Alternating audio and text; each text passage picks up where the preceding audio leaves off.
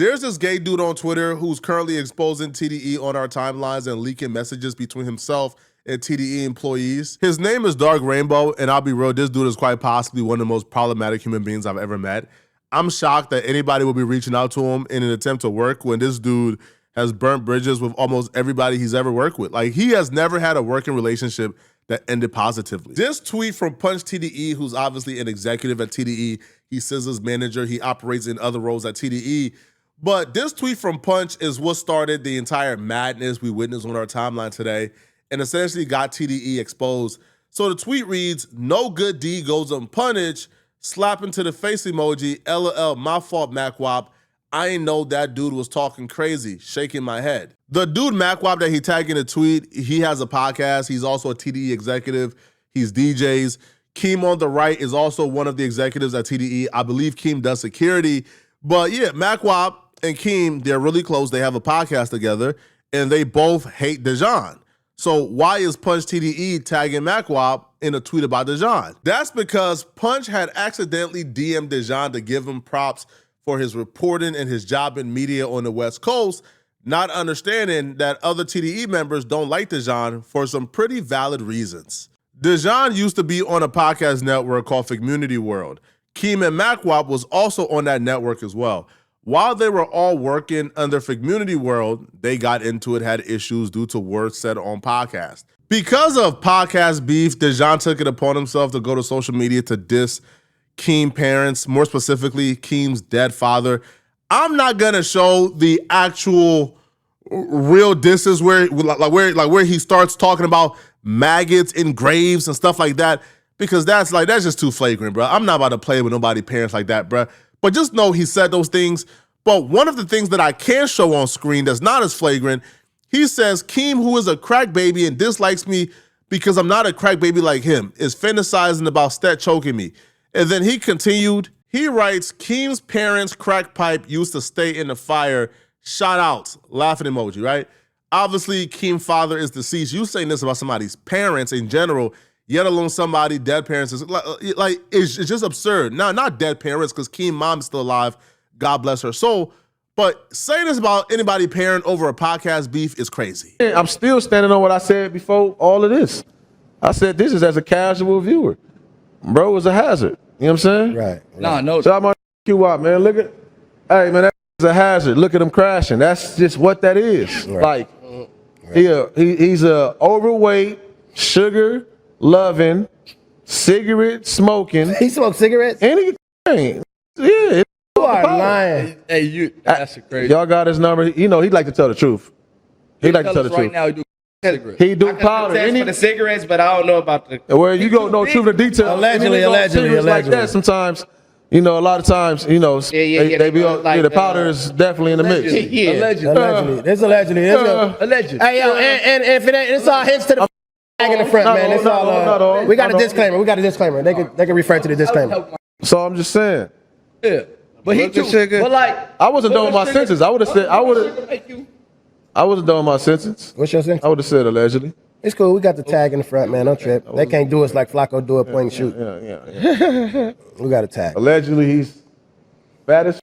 Yeah, no, that's sad. Allegedly. That's sad. I don't even know where these allegedly's go. That's sad. And I'm not even showing the worst of it. If you guys truly seen what he said about Keem parents, y'all would ask yourself, why hasn't Keem found this dude yet? Like, it was absurd. So obviously, because, you know, Dejan has dissed Keem parents, Keem can never be cool with Dejan again. MacWop don't like Dejan because Keem is his boy. So when Dejan got a message from Punch TDE, well, you know, Dejan was excited to share that with the world. So MacWop and Keem gave Punch TDE a call and told him, hey, Dejan has been dissing Keem dead parents or dead parent.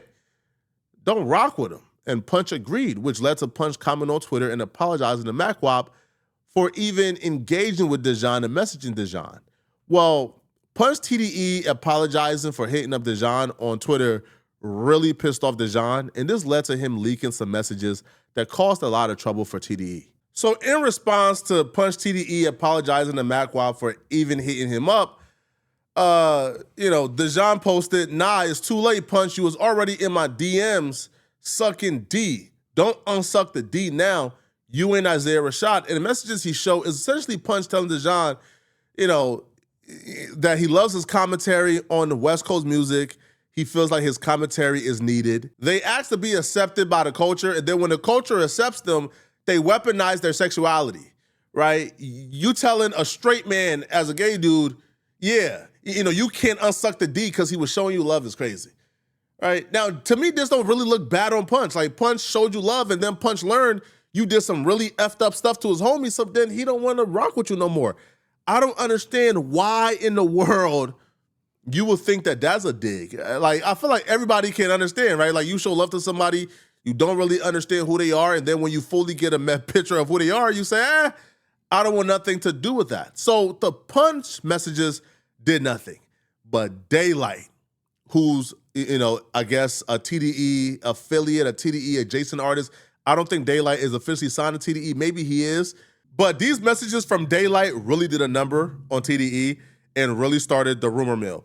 See, people already have confirmation bias that TDE is playing unfair in the media space and playing unfair when it comes to streams. So when Daylyt DM'd Dejan, as you see right here, and Daylyt is trying to proposition Dejan to essentially be a mouthpiece for this new hip-hop group he's starting. So Daylyt tells Dejan Drake has Ack as his main promo guy. Kendrick Lamar, Dot has Joe Budden. Now, this is what people are like, huh? Kendrick has Joe Budden? What you mean Kendrick has Joe Budden? Like, Kendrick has Joe as what? His main promo guy?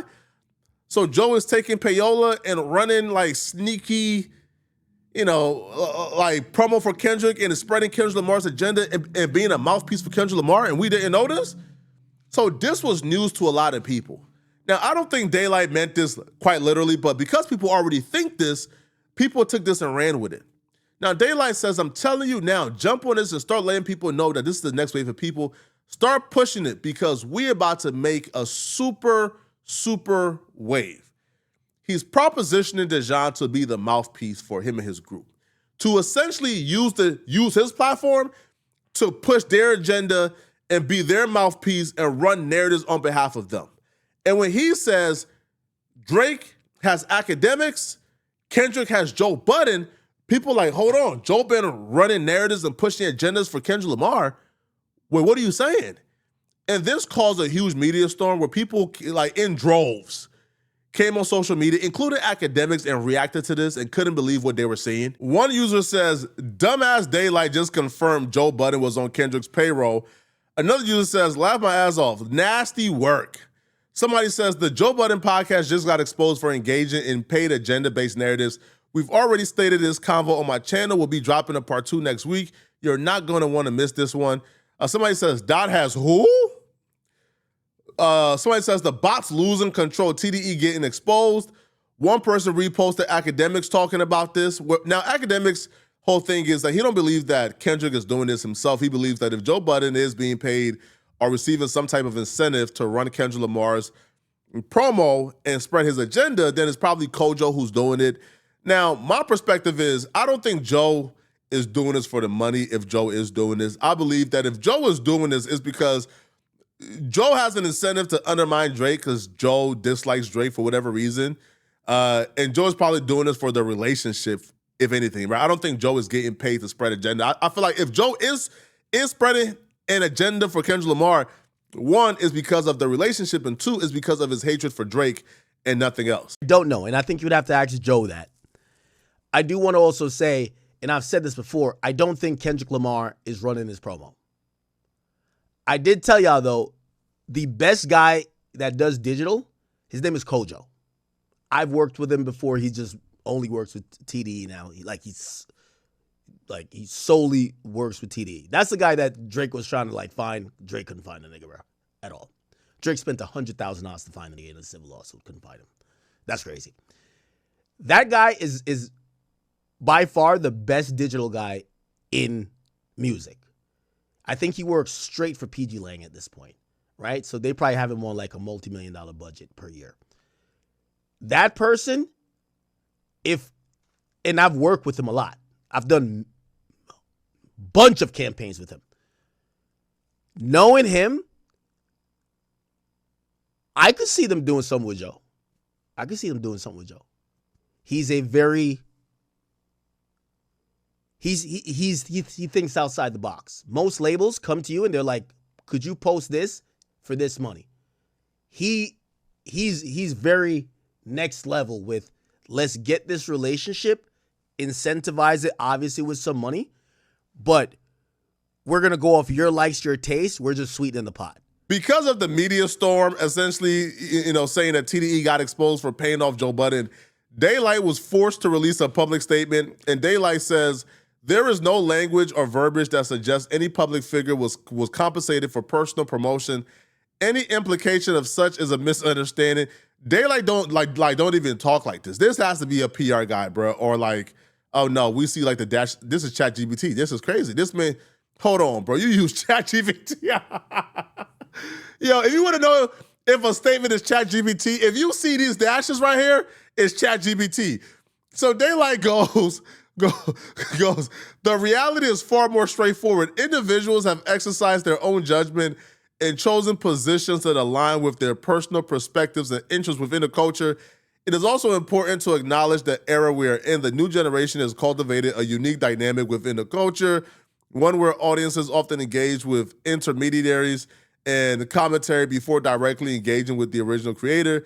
This shift has redefined how again, this is ChatGPT, right? So what Dejan did was Dejan said, oh, word? Okay.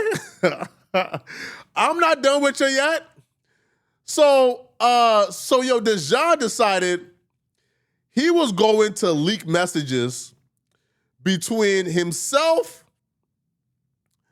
and Daylyt, more messages, right? So one of the messages that Dejan leaked is this right here, where like they're talking trash about the rappers who are on Kendrick Lamar's GNX album, right? So Dejan says, I even seen someone tweet that Casey Veggies was going to be like the next Lupe Fiasco and a huge star in hip hop, but he started rapping over West Coast party beats like Backflip. And Daylyt says, it's sad, man. All them ninjas from Dot album flopped, LOL. Dot is able to get away with it because he already made real rap albums. So he just said right here that GNX is like not a real rap album. So somebody who is like as close to TDE's camp as Daylyt essentially just admit that GNX, who people is complimenting for the rapping ability, is not a real rap album. He don't rate GNX as a great album because it's, like he consider it as some type of BS West Coast, like boopity bop stuff. He don't consider GNX as a real rap album, but people consider GNX a classic already, which is, again, talking too much. Daylyt was hella comfortable, bro. He's sending this dude voice messages. He's saying, laugh my A off. I'm trying to tell you, these ninjas are trash for the most part. Dr. Seuss, ABC 123. Well, Dejan is saying that, and then Daylyt responded back with, God in Jesus heaven. Oh my God, bro. Caught in 4K. Now, it doesn't stop here. The next part is kind of BS.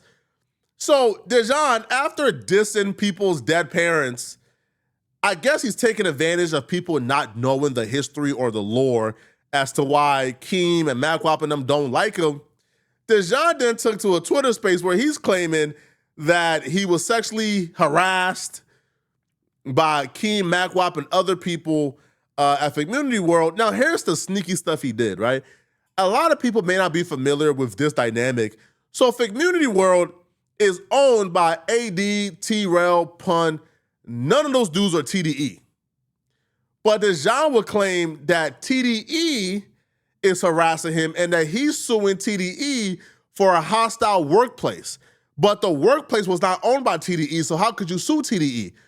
So he's taking advantage of people's naiveness while also refusing to acknowledge that he started this by dissing people's dead parents. I'll be suing Top Dog Entertainment as a whole, as a company, because it's multiple of their employees that I keep having this issue with. And again, I'm on camera sitting in their faces, asking them to stop, and it continues to go on. I also, really quick, I wanted to speak to how I wanted to tie it back to that $48 million sexual misconduct lawsuit. I want to tie it all together because it's making sense now that I'm sitting here thinking about it in retrospect.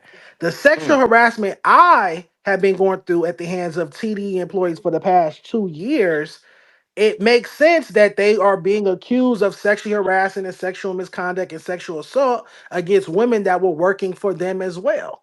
Wow. It just goes hand in hand. It speaks to the culture and the psyche of the TD offices, the TD studios, the Wake it TDE up. employees. Like you're just So able. It's a free for all. You can do whatever it you want to definitely do. is. Imagine 2 Sprite employees or 2 Pepsi employees or 2 General Mill employees sitting on camera for 2 years using gay slurs and hate speech towards a gay man.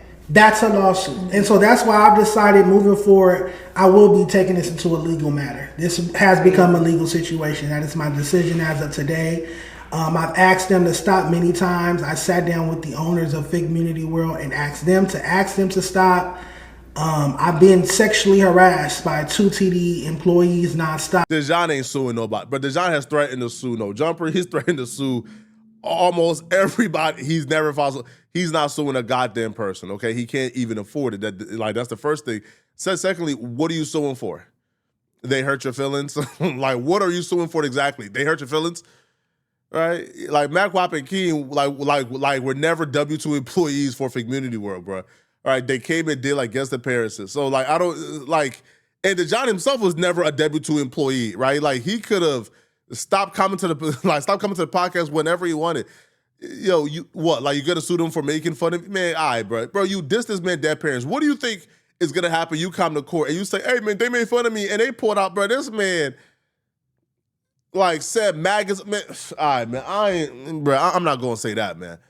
But let me know in the comment section, what do you guys think about this, man? What do y'all think, bro? All right, do y'all feel like Joe Budden is compromised by TDE? Let me know, okay? And if you guys are still watching this video, like and comment, but also click on this video right here somewhere on my screen, somewhere here to find out how, what was discovered on David's phone made everybody in the courtroom like shriek. Like it was that horrifying.